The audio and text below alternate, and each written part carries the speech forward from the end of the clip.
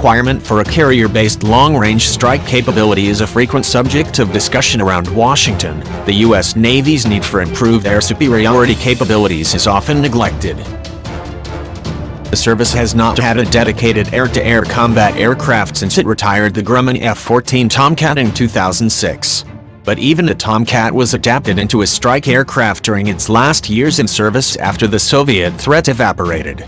Now, as new threats to the carrier emerge and adversaries start to field new fighters that can challenge the Boeing F-18 Super Hornet and Lockheed Martin F-35C Joint Strike Fighter, JSF, attention is starting to shift back to this oft-neglected Navy mission, especially in the Western Pacific. Another type of new aircraft required is an air superiority fighter, states a recent Hudson Institute report titled Sharpening the Spear, the Carrier, the Joint Force, and High-End Conflict, which is written by the national interest contributors Seth Cropsey, Brian McGrath and Timothy A. Walton. Given the projection of the Joint Force's increased demand for carrier-based fighter support, this capability is critical. This first appeared in October 2015 and is being reposted due to reader interest. The report notes that both the Super Hornet and the F-35C are severely challenged by new enemy fifth-generation fighter aircraft such as the Russian-built Sukhoi T-50 Pakfar and Chengdu J-20. Indeed, certain current adversary aircraft like the Russian Su-30SM, Su-35S and the Chinese J-11D and J-15 pose a serious threat to the Super Hornet fleet. It's a view that's shared by many industry officials, U.S. Navy, U.S. Air Force, and even U.S. Marine Corps aviators. Both F-18EFs and F-35Cs will face significant deficiencies against supercruising, long-range, high-altitude, stealthy, large missile-capacity adversary aircraft, such as the T-50, J-20, and follow-on aircraft, the authors note. These aircraft will be capable of effectively engaging current and projected U.S. carrier aircraft and penetrating defenses to engage high-value units, such as EW aircraft, ASW aircraft, and tankers. Already, the F-18EF faces a severe speed disadvantage against Chinese J-11 aircraft, which can fire longer-range missiles at a higher kinematic advantage outside of the range of U.S. AIM-120 missiles. Nor does the F-35C, which suffers from severely reduced acceleration compared to even the less-than-stellar performance of other JSF variants, help matters.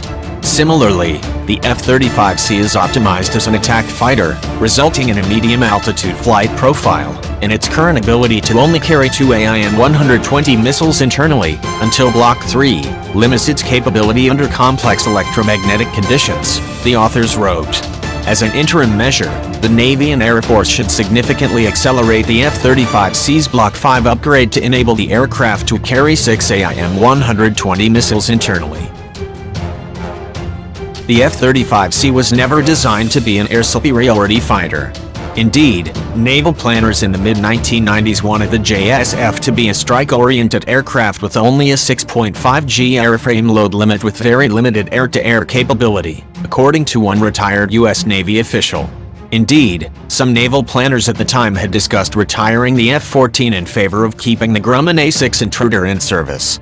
During this period, many officials believed air combat to be a relic of the past in the post-Cold War era. They anticipated most future conflicts to be air-to-ground oriented in those years immediately following the Soviet collapse. Together with the lack of funding, that's probably why the Navy never proceeded with its Naval Advanced Tactical Fighter, NATF, or AFX follow-on program. The Navy's FAXX program could be used to fill the service's air superiority gap, which has essentially been left open since the F-14's retirement and the demise of the NATF and AFX programs. But the problem is that the Navy is pursuing the FAXX as a multi-role Super Hornet replacement rather than an air superiority-oriented machine. The danger in its development is that it sub-optimizes the fighter role in the quest for a hybrid fighter attack jet, the Hudson Institute report notes. This would leave the Joint Force without a carrier-based sixth-generation air superiority fighter. As the Navy's current Director of Air Warfare, Rear Admiral Mike Manazir, has stated in the past, The authors also note that such an aircraft could feature large passive and active sensor arrays, relatively high cruising speed, albeit not necessarily acceleration, could hold a large internal weapons bay capable of launching numerous missiles, and could have space to adopt future technologies, such as HPM, high-powered microwaves, and lasers. This air superiority asset would contribute to outer air battle integrated air and missile defense requirements and would be capable of countering enemy weapons, aircraft, and sensor and targeting nodes at a distance.